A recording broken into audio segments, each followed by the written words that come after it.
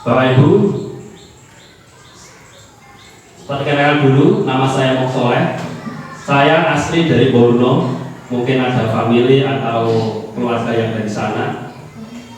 Di daerah Banjaranyar saya banyak yang menikah dapat upah balik, tapi saya tepatnya di mana rumahnya saya kurang tahu. Tugas saya di SDN Katur 2. Monggo Bu. Di SDN Katur 2, Kecamatan Gayam.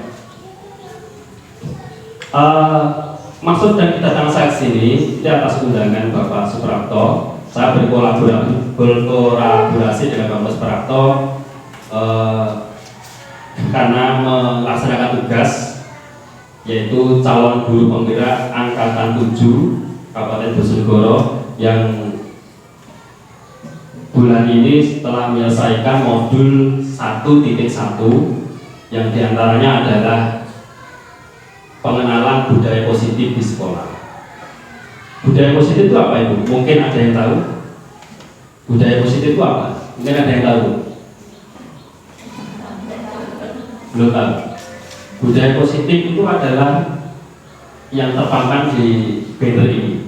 Budaya positif adalah suatu pembiasaan yang bernilai positif di dalamnya, mengandung sejumlah kegiatan yang mampu menumbuhkan karakter murid. Nah, kita bicara budaya positif di sekolah dulu ya, nanti kita bicara budaya positif di lingkungan keluarga. Seperti budaya positif yang contoh yang pertama adalah senyum. Ketemu bapak ibu gurunya senyum, kemudian salam. Ketemu bapak ibu gurunya salam, kemudian salim. Ketemu bapak ibu gurunya salim. Itu sudah termasuk budaya positif. Jadi budaya positif adalah untuk menumbuhkan karakter murid menjadi lebih baik. Nah, budaya positif meliputi yang pertama disiplin positif dan nilai-nilai kebijakan universal. Kedua, teori motivasi hukuman dan penghargaan restitusi, keyakinan kelas, kebutuhan dasar manusia dan dunia berkualitas, restitusi 5 posisi kontrol, dan restitusi segitiga restitusi. Ibu, ini saya percepat karena mungkin Bapak Ibu ada acara nanti ya di pasar wisata. Ya, alhamdulillah kemarin saya sudah bos dialog suwe saya sudah jajal kok pasar wisata itu iya panis. Nah, nanti di sana Bapak Ibu bisa beli banyak oleh-oleh sayur-sayuran. Dan saya juga nanti kemarin belinya cuma tempe, jagung, apalagi kemarin itu tahu, dan pokoknya saya pengen yang penting ingin tahu, terus dibeli ya di sana. Nah, tujuan ke sana itu beli meskipun sedikit. Dilanjut Pak. Nah, disiplin positif dan nilai-nilai kebijakan universal, teori motivasi hukuman dan penghargaan restitusi, ini yang saya akan sampaikan ke Bapak Ibu nanti. Lanjut Pak. Apakah makna disiplin? Nah, itu disiplin itu berasal dari bahasa Latin, yaitu disciplina, yang artinya belajar. Bapak Ibu mungkin sudah menerapkan di rumah kedisiplinan bagi anak-anak, bagi suami, bagi diri sendiri. Bangun jam 3:30, kemudian mungkin langsung menuju dapur, ya, seperti ibu saya. Jadi langsung menuju dapur, ambil beras, langsung ditakar. Nah, itu kalau tidak disiplin, pasti baunya akan kesiangan. Anak-anaknya keteteran, mau sarapan pagi tidak ada. Jadi disiplin Bu ya. Kemudian makna asal dari kata ini berkonotasi dengan disiplin diri dan murid-murid atau sekretus dan pelaku. Nah, ini di sini kita bicara di lingkungan sekolah. Disiplin diri membuat orang menggali potensinya menuju sebuah tujuan apa yang ingin dihargai. Itu punya tujuannya.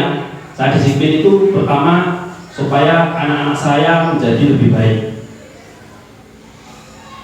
5:30 juga sudah dibangunkan cepat supaya tidak terlambat. Itu anak saya juga seperti itu. dilatih disiplin. Namun dalam budaya kita, makna kata disiplin telah berubah menjadi sesuatu yang dilakukan seorang pada orang lain untuk mendapatkan kepatuhan. Kecenderungan umum adalah menghubungkan kata disiplin dengan ketidaknyamanan, bukan dengan apa yang kita hargai atau pencapaian suatu tujuan mulia. Nah, memang disiplin itu, Bu, disiplin itu ada ketidaknyamanan, ada paksaan. Disiplin harus dipaksa.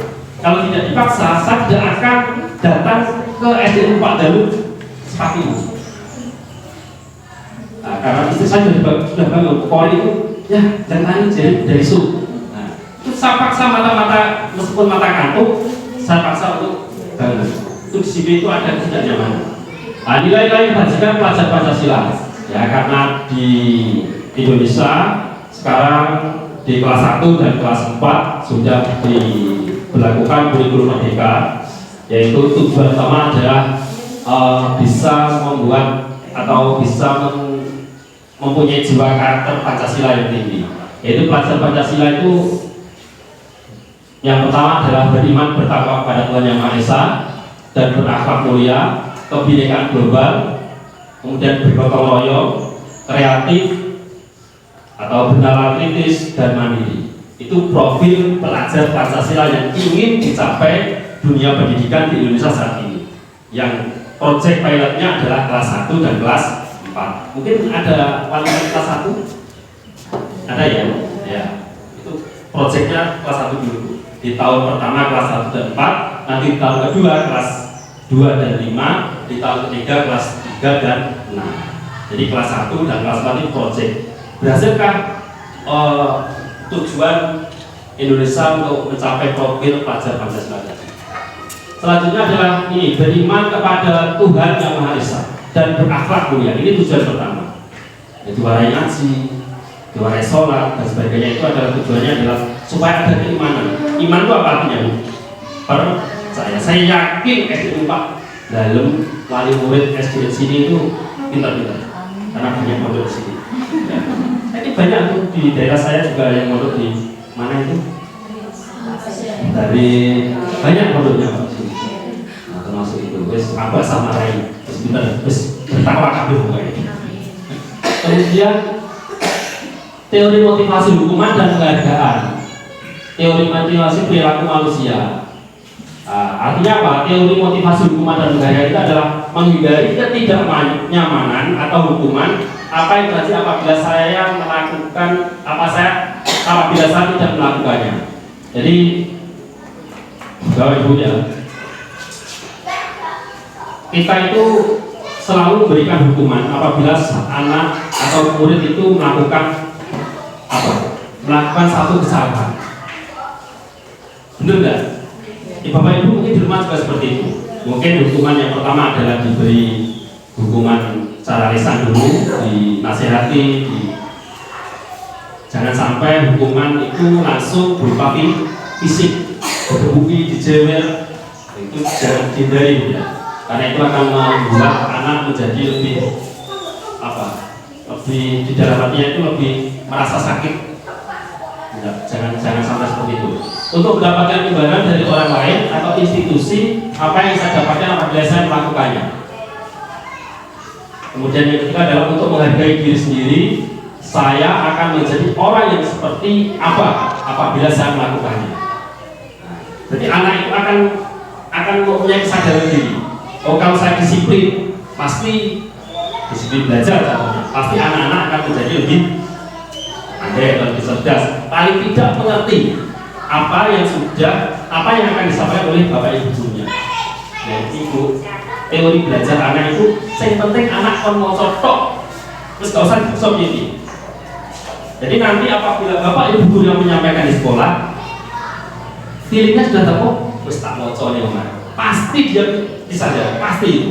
Tapi kalau tidak pernah dibaca, bapak ibu gurunya memberikan penjelasan, dia akan mendengar apa yang akan disampaikan bapak ibu guru nanti, apa ya. Tapi kalau paling tidak sudah baca, sudah buka, pasti dia langsung bisa menjawab. Itu tanda-tandanya anak yang cerdas. Jadi wis rosik. Nah, sampai dia ngomong soal ini sudah atau materi ini sudah saya sampaikan jenengan, Pak Soleh pasti nanti akan menyatakan ini. Itu ciri-ciri orang cerdas. Berhubung saya di sini lebih tahu duluan, nah, jenengan kan baru ini tahu ya. Aku juga seperti Ustaz dengan yang bagus belajar sih. Anak juga seperti itu, harus belajar.